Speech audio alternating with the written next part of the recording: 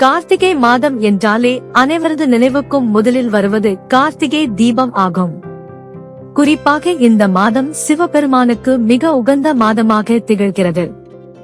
சிவபெருமானின் பஞ்சபூத தலங்களில் ஒன்றான திருவண்ணாமலையில் ஏற்றப்படும் தீபத்தை காண ஆண்டுதோறும் லட்சக்கணக்கான பக்தர்கள் திருவண்ணாமலையில் குவிவார்கள்.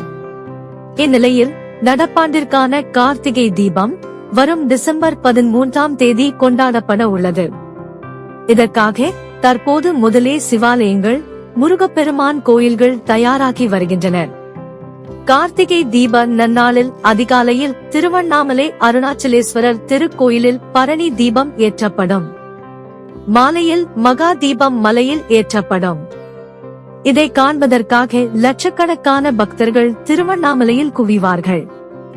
கோயிலிலும் மலையிலும் ஏறுவதற்கு பக்தர்கள் கூட்டம் அலைமோதும்.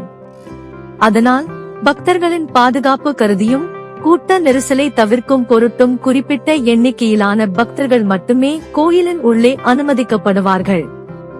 இதற்கான டிக்கெட்டுகள் இணையதளம் மூலமாக விநியோகிக்கப்படுகிறது. நடப்பாண்டிற்கான பரணி தீபம் மற்றும் மகா தீபத்தை நேரில் தரிசிப்பதற்கான ஆன்லைன் டிக்கெட் விற்பனை வரும் டிசம்பர் முதல் வாரத்தில் தொடங்கும் என்று தகவல்கள் வெளியாகியுள்ளது.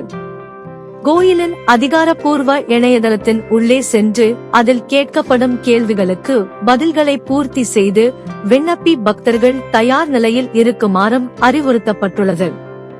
பரணி தீப தரிசனத்திற்கு 500 பேருக்கும் மகா தீப தரிசனத்திற்கு 1000 பேருக்கும் டிக்கெட் விநியோகிக்கப்பட உள்ளதாக கூறப்படுகிறது. பரணி தீபத்தை காண அதிகாலை 2 மணிக்கு மேலேயும் மகா தீபத்தை காண மாலை 3 மணி அளவில் பக்தர்களை அனுமதிக்க திட்டமிட்டுள்ளனர். இந்த தீப திருவிழாவிற்கான கொடியேற்றம் திருவண்ணாமலையில் வரும் டிசம்பர் 4ஆம் தேதி தொடங்க உள்ளது. 1ஆம் தேதி தொடங்கி வரும் டிசம்பர் 17ஆம் தேதி வரை கார்த்திகை தீபத் திருவிழா நடைபெற உள்ளது.